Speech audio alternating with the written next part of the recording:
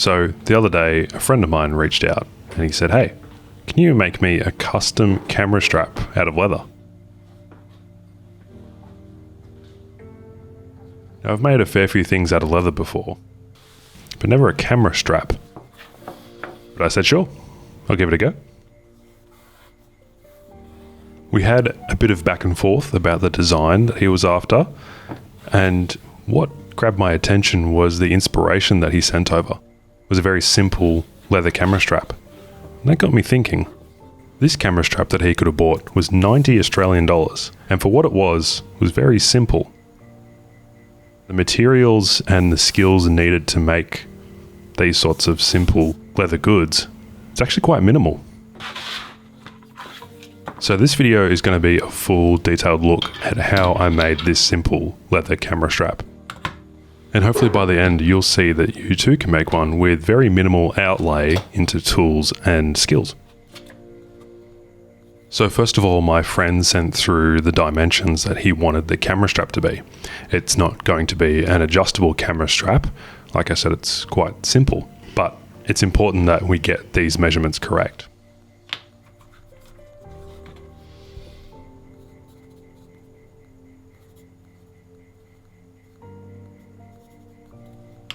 After sketching these out onto an old blank that I had lying around of leather, I started to get a sense of how this would actually sit on the user. Now, a big part of everything that I make is the human interaction element. So I always want to make sure that wherever the product interacts with the person is as natural as possible and doesn't cause any friction. So as you can see, I've started to mark out these rough dimensions, and I'm holding it up against my neck where it's going to sit and feeling where the leather interacts with my collarbones. Now, cameras are not particularly light, so I know that if you wear a camera around your neck for a few hours, it's going to dig in somewhere. And by doing this, I can feel that it's digging into my collarbones. And so I'm making a rough estimation of where that's going to sit on the camera strap, so I know that I can taper it down here and it will have a much more natural fit, and therefore reducing the fatigue of wearing the camera around your neck. Once I'm happy with these measurements, I'll do some more marking out. It's always very hard to make things perfectly symmetrical in leather without the proper tooling to make very accurate cuts. However, the natural look that you get from doing it by hand is something that I like about working with leather. As always, with cutting thick materials, this is about 3mm thick leather. It's a full hide. You need to make multiple light cuts to ensure an accurate cut.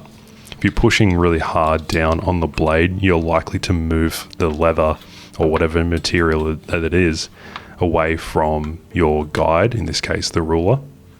And whilst it doesn't come out perfect, like I said, it has that sort of human touch to it. You can tell that this has been handmade.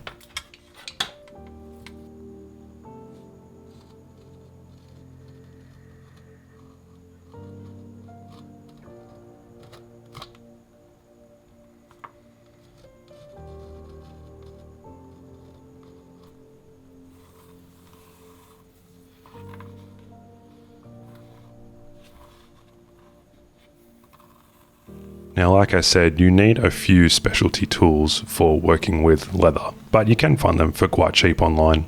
The first one of these in this case is an edge beveler, and this basically takes off the hard, sharp corner of the leather and gives it a much nicer finish. I always find using the edge beveler to be one of the more satisfying things about working with leather, especially doing it with your hands. Just the way it takes off the edge and the sound that it makes when it cuts through smoothly is very satisfying.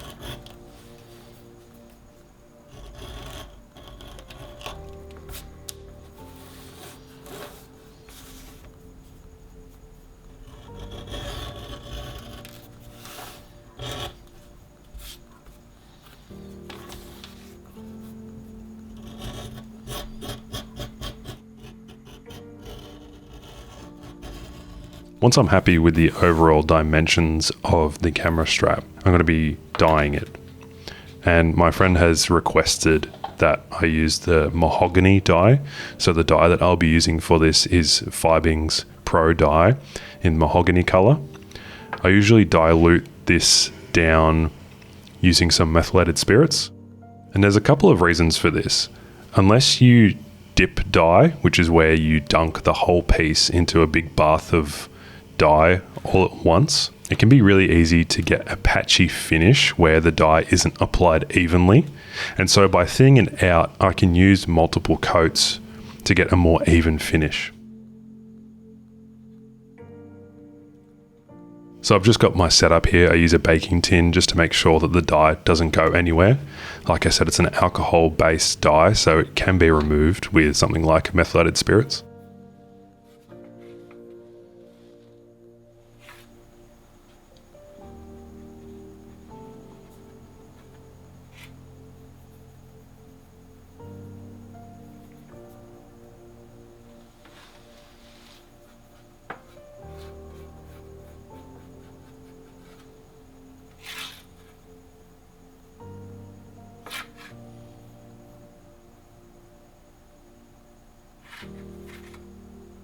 So just using one of these felt applicators, I'm just applying it.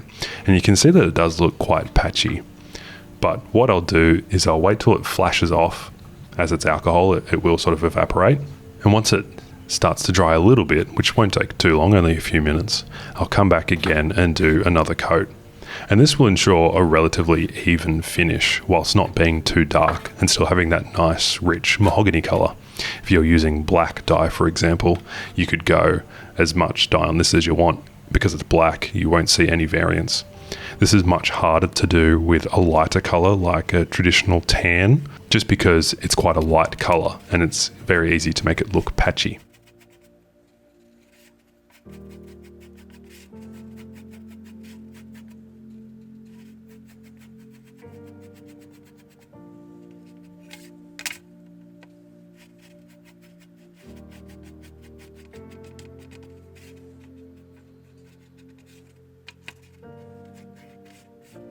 However, you can see that the finish looks quite dark, almost black. But what I'll do is I'll leave this to dry over a day or so. And this will allow some of that alcohol to evaporate and the dye itself will start to dry as well. And as we come back after that bit of waiting time, you can see that the mahogany color is quite nice. However, as it's an alcohol dye, and this has gone on to essentially a skin or a hide, the material itself is very dry. We'll address that in a little bit.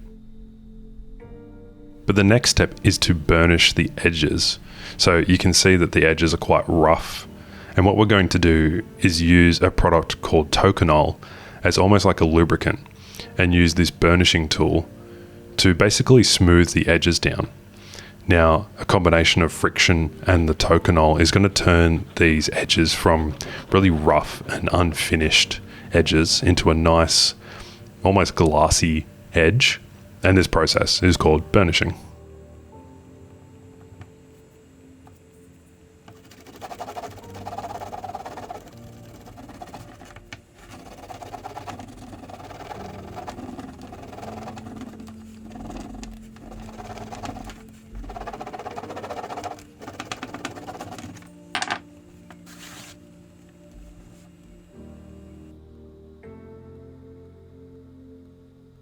Again, so far all we've really needed is a knife, a ruler, the leather itself, which is surprisingly quite cheap as a raw material. What you're looking for if you're going to buy leather like this is veg tan leather or vegetable tan leather. This is usually raw and so you need to dye it yourself. And the alternative to this is what's called chrome tanned leather. Now this looks more like what you would find on a nice leather bag or a belt, and it's what's typically used for those sorts of products. As this dye is alcohol based, we need to seal it into the leather. What can happen with use is that the dye will actually leach out and onto the user. We're going to use another Fibings product here called Resolene, and I find that this works best from preventing the dye from leaching out of the product. Just using a sponge, I'm going to wipe it across the material and just continuously wiping it to make sure only a thin film is applied.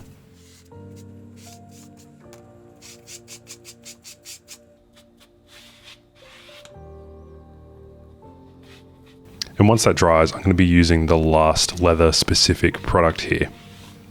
Now, like I said before, with the alcohol dyes, it makes the product very dry. So I'm going to be using a product that is used for saddles, actually. It's called Wilson's Leather Conditioner, and this will provide a bit more moisture and life back into the leather. Just rubbing it on and buffing it out, you'll see that it gives the product a beautiful luster, and it will also help protect the leather itself. And all these products you can find on somewhere like Amazon for quite cheap. All the tools that you see here, you could probably easily find in a kit for less than $100.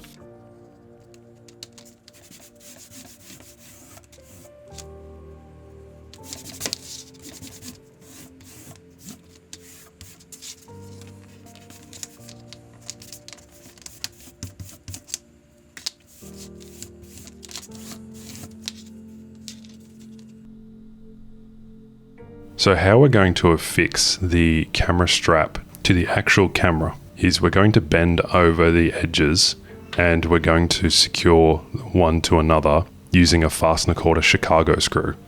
Now this kit I bought from Amazon as well. It comes with the hole punch as well. I've selected the thickness of the Chicago screw that I'm going to need once I fold this leather over, and I'm going to punch a hole in the correct spot.